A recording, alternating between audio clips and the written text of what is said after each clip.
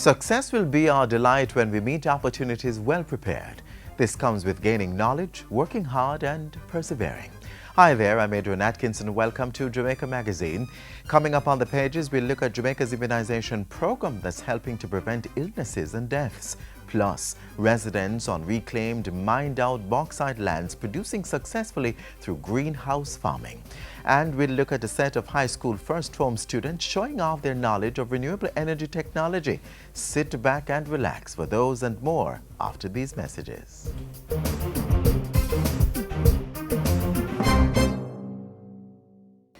Experiencing flu-like symptoms such as coughing, fever or runny nose? Has it caused severe aches and pains? Is it difficult to breathe? Have you been feeling dizzy? What about diarrhea, vomiting or dehydration? If the answer is yes, see your doctor or the nearest health center right away. These are all symptoms of the influenza A H1N1 virus. Be smart. Seek medical attention today.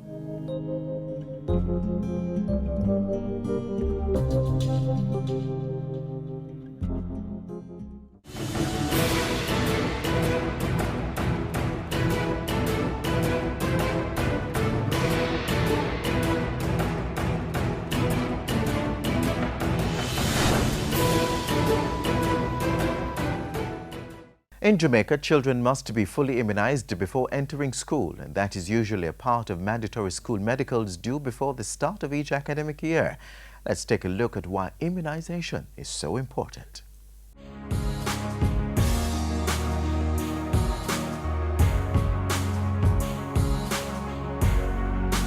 Immunization is arguably one of the most cost-effective healthcare interventions ever invented. Since the first successful vaccine was developed to treat smallpox in 1796, vaccination has been preventing illnesses and deaths for millions of people around the world.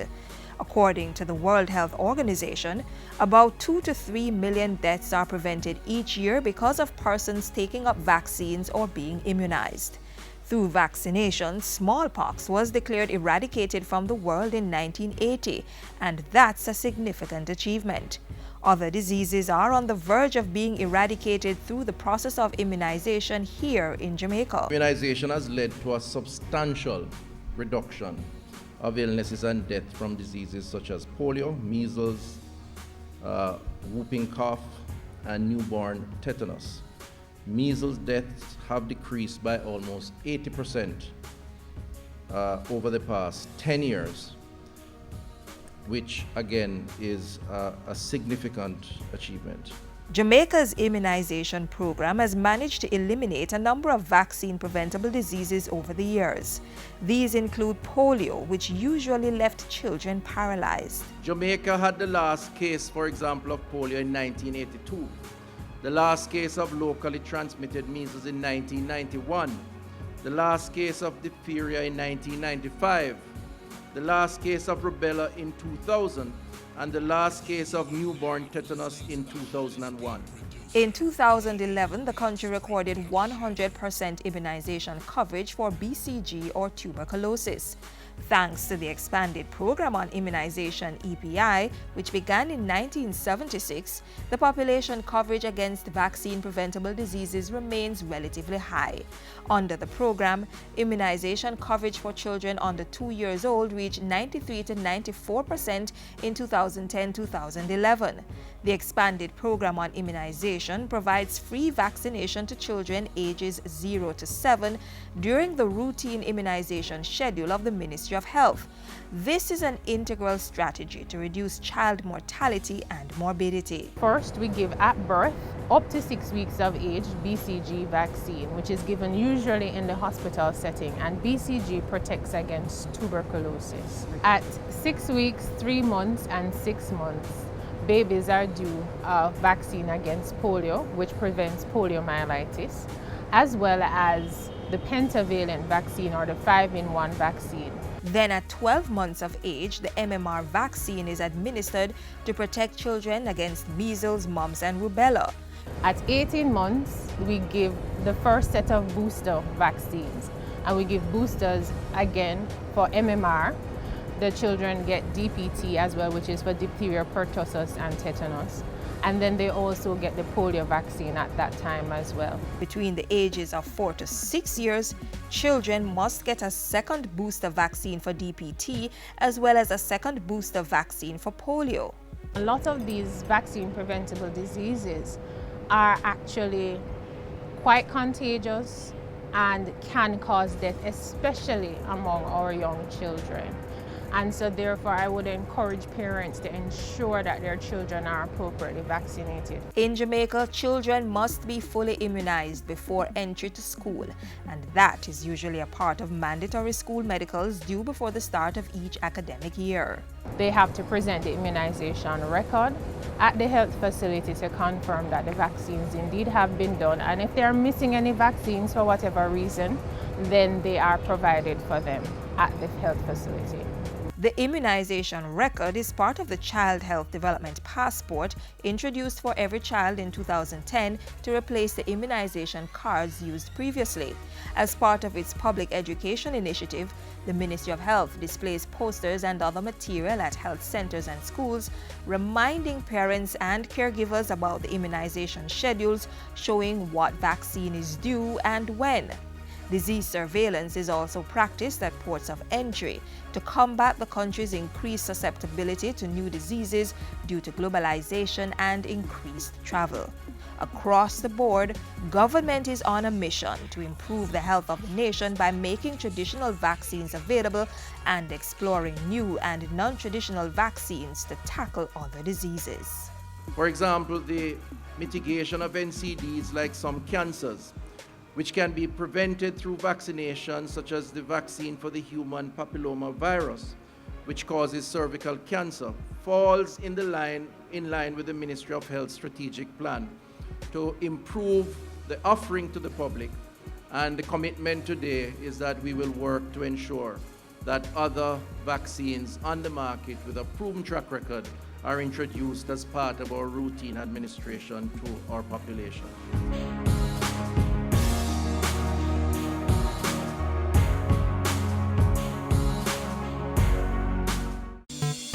The Ministry of Education, Youth and Information is committed to ensuring that every Jamaican child has the best learning environment to thrive and needs your cooperation to make the education system work successfully. What are the school's voluntary contributions for? Co-curricular and sports activities and school development. What amount are parents to contribute? Your contributions are voluntary and the amount depends on the type of programs being offered by the school. If my child is being denied access to school, can I complain to the ministry? Yes, you can call or visit any of the Ministry of Education, Youth and Information's 6 regional offices or send an email to complaints@moey.gov.jm. What support is there for PATH students? PATH students are not expected to make contributions and are to be provided with 5 days free lunch as of this year. Parents and guardians, do continue to make your voluntary financial contributions to your children's school.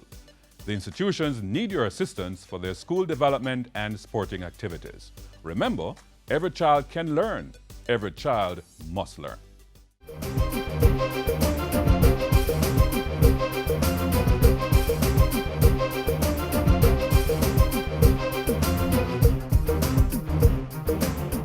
The use of alternative energy sources is one of the means by which Jamaica is looking to eliminate its dependence on fossil fuel energy. Sun, wind, hydro, the message is catching on, and our schools are ensuring the new generation is fully adept with the technologies. Take a look.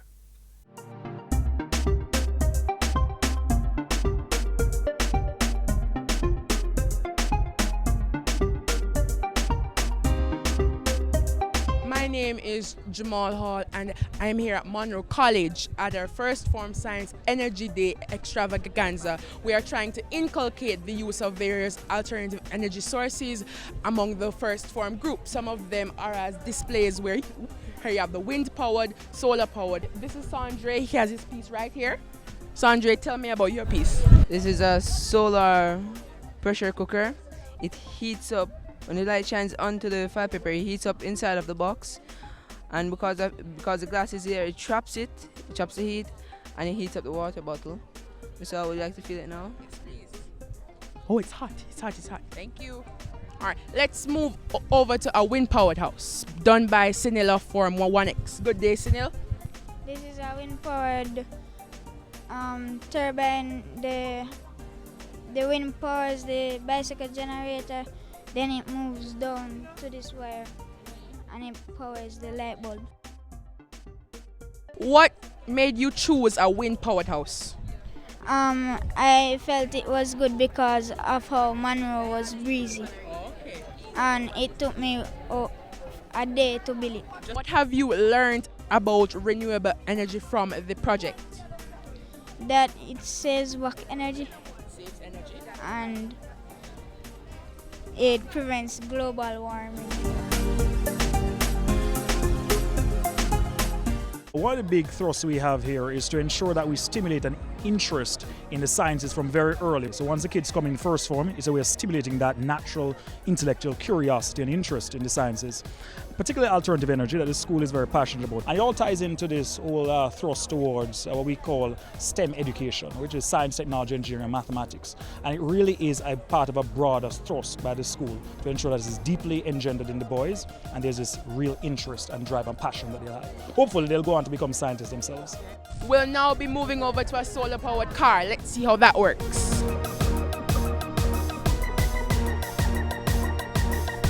We use a plastic bottle, 4 tires from an old toy car, and a rechargeable battery with a 3-volt solar panel and a 1.5 voltage motor inside the car. With the solar panel takes power from the sun, send it to the battery, and the battery powers the motor. What exactly did you learn from doing this project? Renewable energy is more efficient than fossil fuels. We are here with Lawton Lewis and his solar-powered car. Now, Lawton, tell us something about this vehicle. Okay, this vehicle runs off of solar power, right? All of these solar panels equal to 20 volts, right? 2 motor power the front wheels and 1 motor power the back wheel. Reason being because the front is heavier than the back. Okay. Right? The whole frame of this vehicle is made out of plywood. Up next is a homemade solar water heater, and the person responsible for this is my friend here, Vernon. Vernon, tell me exactly how does this work? We use irrigation pipes to hold the water. We have used the sun's rays to generate the heat of the solar water heater, which heats the water. These green plastic things, they are couplers, which are used to connect into these columns. Co-curriculum programs such as this is deeply rooted in the concept of project-based learning. And so we're stepping away from the chalk and talk and now towards a system in which students are actively engaged in the process of learning. I believe that students learn not only from theoretical knowledge but through practical application. And I thought it fitting as a teacher who experiments a lot in the classroom to not only teach the concept energy but also to allow students to exercise some practical work, and from that they will better understand the concept. So in some sense, practical application concretize theoretical knowledge. This assignment was also weighted towards their end-of-year exam, so it has a 20% weighting.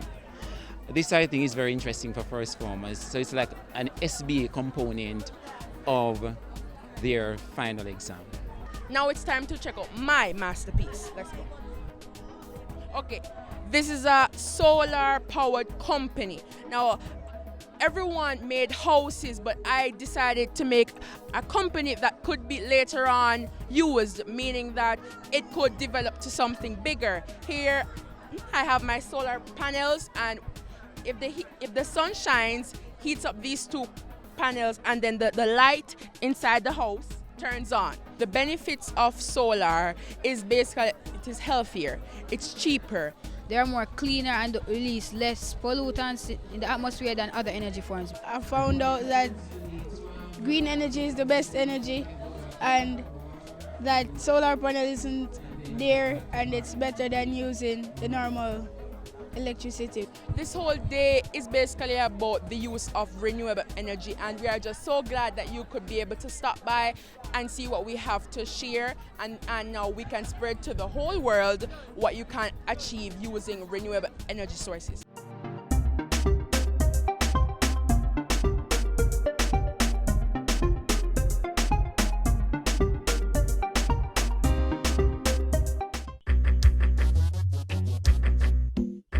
Nutritious food, succulent dishes, superior workmanship, and excellent service. Jamaica is on the go. Let's grow what we eat and eat what we grow. Let's harness the indomitable spirit of our most valued resource, our people. Let's support our local businesses. After all, buying Jamaican means building Jamaica. Original.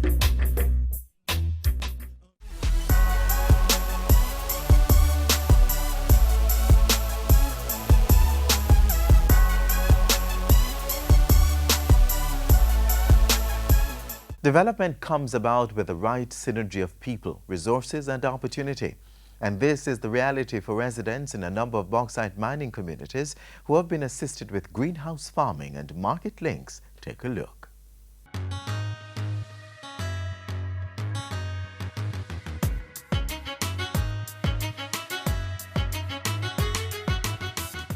Bauxite mining is a profitable venture for Jamaica and other countries, but the effect on the land can be rough. Locally, steps are being taken to restore mined-out lands to productive and profitable use. The mining communities of Wat Town and Tobolski in Water Valley St. Anne are shining examples of the possibilities. Scores of farmers there have been benefiting from water harvesting and greenhouse technology, allowing them to earn from the land. I feel very good, and especially when we are reaping. Yeah, feel good about it and thing, you know. The citizens who have formed themselves into groups are setting the trend for other communities to follow. Communities like those that will benefit when Transport and Mining Minister Mike Henry fast-tracks the transfer of ownership of mined lands to citizens for housing, agriculture and other purposes. I'm going to see how much I can step in to work very closely to ensure the handing over back of land, the handing over back of titles, and how that can relate to increasing the agricultural output in relation to it. That policy is encouraged by the level of agricultural production at Wat Town and Tobolski.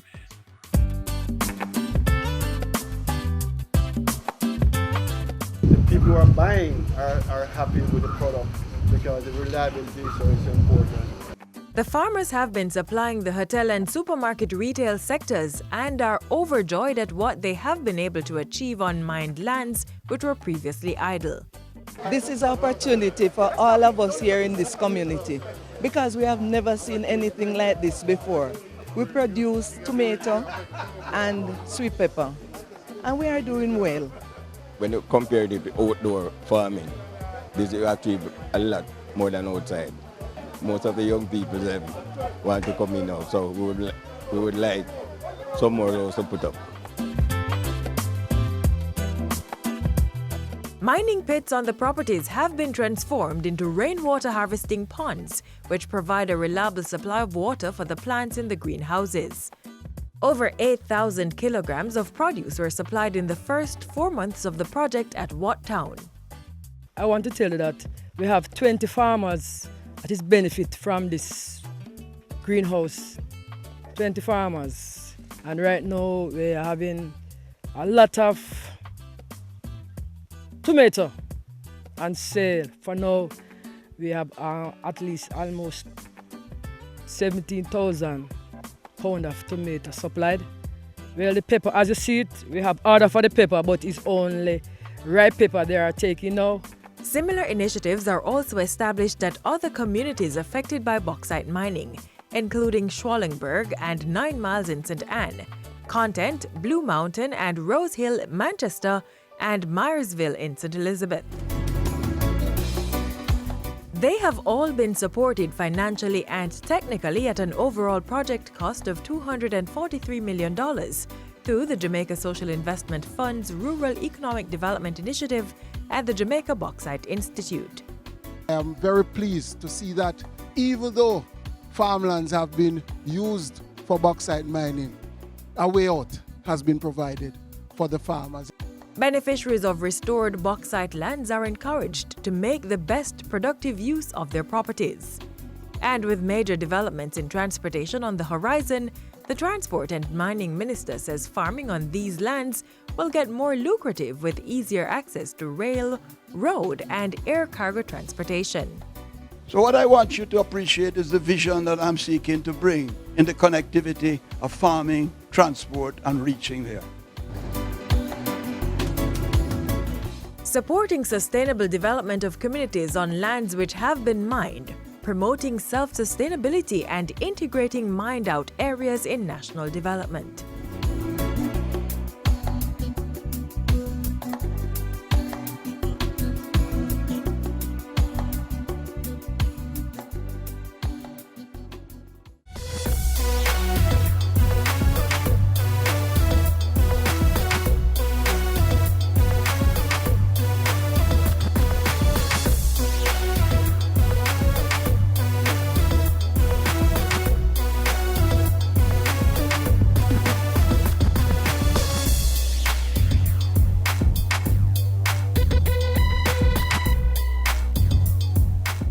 Up next, top stories making news this week.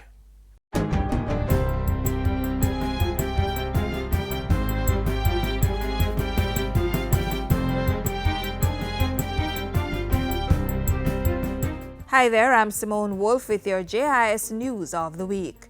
The Economic Growth Council EGC revealed this week that it had designed a plan of action to reach the target of 5% growth in 4 years for Jamaica. Council Chairman Michael Lee Chin says the plan follows productive meetings with over 50 stakeholders from government, opposition, private sector, multilaterals, and international partners. So we at the EGC is not only up for the challenge, but we are pumped after listening to the stakeholders. And we are confident that 5 in 4 will be achieved. Later in the week, Prime Minister Andrew Holness addressed media reports about whether members of the EGC would get a salary, insisting that they were volunteers and were not being paid for their services. He, however, pointed out that government may have to absorb some of the Commission's administrative expenses, as is typical to commissions of this nature.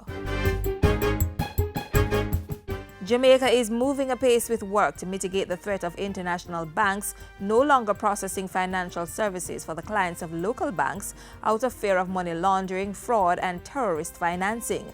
Prime Minister Andrew Holness says he has met with the central bank and other stakeholders to ensure that their legislative and regulatory framework complies with the international banking sector.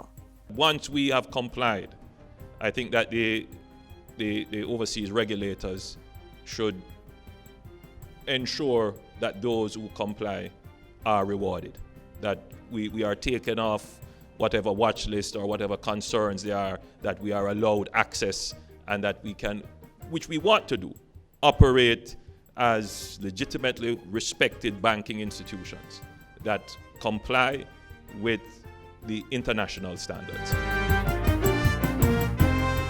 Jamaica's tax revenue continues to perform strongly. For the period April to June, the Economic Program Oversight Committee, EPOC, reports that the country earned $108.3 billion in tax revenues, exceeding the target by 7.8%. Big performers in that tax category was GCT, up 3.9 billion on the target. Company tax up 1.7 billion. Special consumption tax up 0.7 and stamp duty 0.6 billion. The underperformers were few and they didn't underperform by much. This contributed to revenues and grants for the 3-month period being ahead of budget by $8.4 billion or 7.9%. Government is to receive a $35 million loan to help establish a modern ICT service provider for the entire public sector. The work will be done by the Technology Implementation Arm of Government, eGov Jamaica. The money will be handed over by the World Bank following the signing of a Memorandum of Understanding with the Ministry of Finance next week. The Education Ministry is introducing additional measures to address the 14% decline in the June 2016 CXC CSEC math results. We as a team, recognizing the impending challenge, developed the Math Science and Technical Vocational Education Training TVET Teacher Initiative to increase the number of fully qualified mathematics teachers in Jamaica. Close to 230 students have been awarded scholarships to pursue courses in mathematics, science, and the technical vocational education programs. Of this number, 138 have been identified to pursue programs in secondary mathematics education. 34,486 students sat the CSEC examinations, with 29,406 obtaining passes ranging from grades 1 to 3. This reflects an overall pass rate of 85.2%. Minister of Industry, Commerce, Agriculture and Fisheries Carl Samuda says cocoa farmers are to benefit from an increase in the price of cocoa, which will go up by $600 per box this October and by another $400 per box next October. He says the lengthy delay of payments by some buyers to the farmers will also have to change. They must be paid right away. You can't have farmers going out there slaving in the sun, producing their things, selling them, and sit down for half a year before they get paid. That is over. And if I have to insist that the permanent secretary find the money to advance it to them. Acting Chief Medical Officer Dr. Winston Delahaye says plans are far advanced to locate 10 Jamaican sites to participate in clinical trials for a Zika vaccine. The trials are being conducted by the United States National Institute of Allergy and Infectious Diseases. They've actually started in the US, but they need about 80 other sites in the Caribbean and Latin America. And I think we may be able to provide 10 of those sites. And finally, postal services have been restored to 57 communities in Steertown and adjoining districts in St. Anne as a mobile post office was officially opened recently. This, ladies and gentlemen, is a bold and important initiative which is keeping with the department's modernization plans, as well as its mandate of ensuring access to affordable postal services for all Jamaicans. This will redound to the benefit of all the communities, and especially pensioners and the aged who depend on the postal services for its many offerings. And those were some of the stories making news this week. I'm Simone Wolf.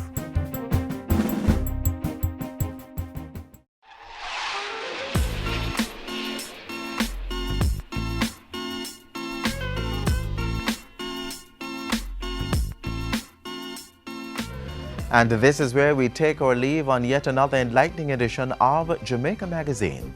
We value your feedback, so keep the link through our various social media platforms. Send an email to jamaicamagazine@jis.gov.jm and visit our website, jis.gov.jm, for the latest government information. Until next time, I'm Adrian Atkinson, reminding you to take care of your health, eat well, exercise, get adequate rest, and make every day a productive one.